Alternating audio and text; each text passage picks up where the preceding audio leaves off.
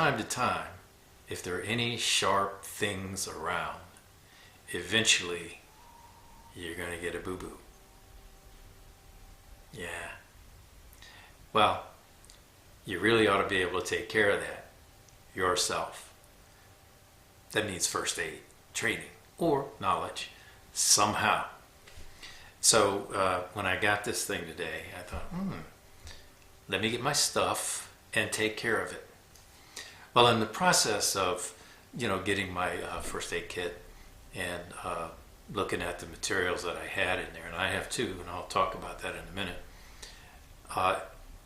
I thought of how important it really is for everyone, both from a practical point of view and morally, if you're going to be part of society, to have as much first aid training as you can tolerate. Now, some people can't do bodily fluids regardless of what hole it comes out of, and they just can't deal with it. But they can participate in having basic first aid training. It can be important to save your life, the life of a loved one, or one of your neighbors, or just a stranger. Now, I have certified first aid training, and I have had it for a long time. Water safety, lifeguard type stuff, so I can go and take people out of the water if that's necessary. They fall off a boat, whatever. There is another set of levels of training below EMT, which I have no interest or desire to do, where you can still provide life-saving support to someone. And that's called wilderness training. And all that really means is you're not going to be in an urban area, and it's going to take 4 hours or so, half a day to a day, to be with someone who's injured and make sure that you can stabilize them on site. Now, I have those tools as well. But we're going to talk about primary, what you should have, and then I'll talk through some secondary things. Let's get into what I would consider a primary first aid kit and why I think those things need to be in there. And this is especially true for you people who shoot things that go bang, because doo-doo occurs from time to time, and you need to be able to deal with that. First is decide what kind of bag your first aid material is going to go into. This I've done a video on before. This is my range bag, but as you can see, it also has my primary first aid. In this pouch is my gloves, my breathing barrier for doing CPR.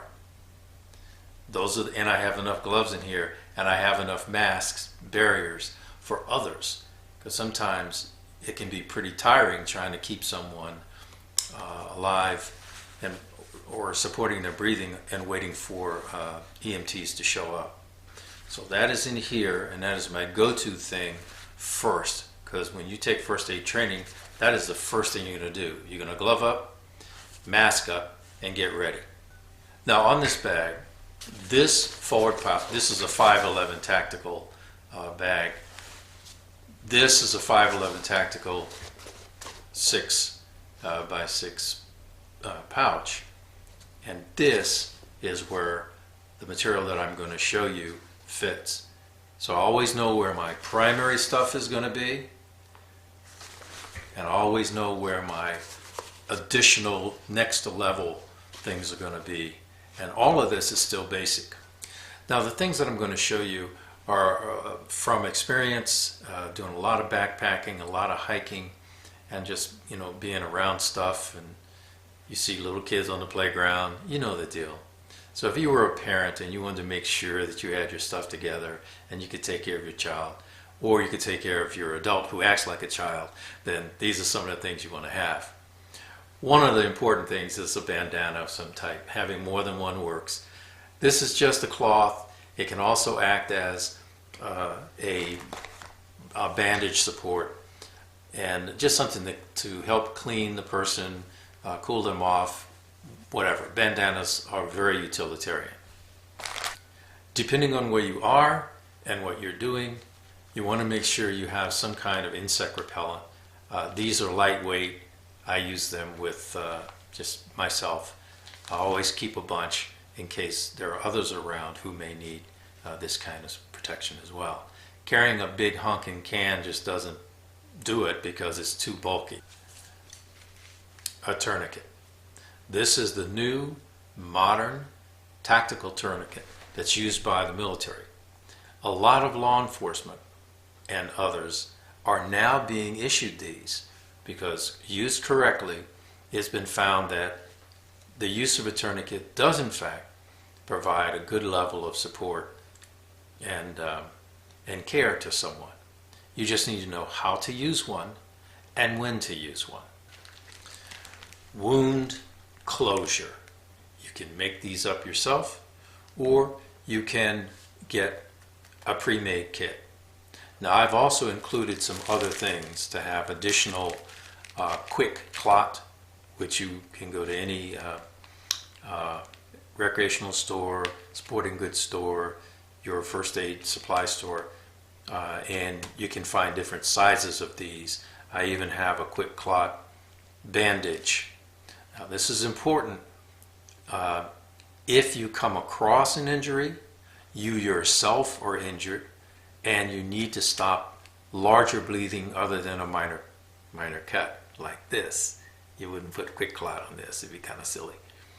But if you happen to be at the range, or something happens, you fall onto sharp objects, you fall and impale yourself, or someone else has done that.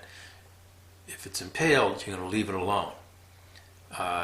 If there's blood coming out, you're going to want to stop that bleeding pretty fast. Forget the movies and all that. Yeah, you can try to press on it, but you really need to have something to help close that wound. Different types of wounds. Most of them are going to be cuts. So you want to have this kind of kit in your basic response. Next is what I call a medicine chest. Now, you'll probably need this, and I've had to use this even at home. Usually when you're away from home, you could be on I carry this on the airplane, right? Because you never know. This includes antacid, cortisone, if you get bit, or to stop itching. The 10% type, the highest strength you can get over the counter. All of this is over the counter. Chapstick, I don't know about you, but man, if you ever get chapped lips and don't have everything to put on it, man, you are hurting. Sunscreen, but you never know when you're going to need to apply some sunscreen, or give it to someone else. That's especially true in the summer or up in the mountains skiing and somebody forgets and you can see them start to get red. Hopefully this will help and you can get to them before they start to get red, especially true for your children. Different types of pills for different things, which are aspirin type and non-aspirin type pain relievers that also help take temperature down, and anti-diarrhea medication. Again, this is all over-the-counter type stuff, but you want to make sure someone is comfortable, again, until you can get them to additional care. Having basic first aid training helps you figure out what that is. The other pack was wound closure, and this is wound care. It also includes some gauzes and bandages as well. But this is where your antiseptics are. There are also antiseptics in the other one. But this is where I got my boo-boo closure, because I carry some Band-Aids in here as well as larger and smaller ones. There are gels and things for sprains, like to put ice on it. You break them and you can have a nice, a comfortable sprained ankle or whatever you sprained while you were out walking. And then different sizes of bandages in here. There's also two different types of anti-bacteria. Both are Neosporin, but one is in the small squeeze package and the other is in the little squirt thing. Each comes in handy. From time to time you run into someone who is having a diabetic or an insulin related episode, and they need something sweet, or they just need to have fluids and need to have some sugar as well. And so I carry these. These are right out of the C-ration box. I'm sorry, C-ration. What? I just date myself. Right out of the MREs that I carry. This happens to be orange flavored, no fruit juice. It's basically sugar in a can. Put it in, stir it up. Don't worry about hot or cold. You just want to get it into the person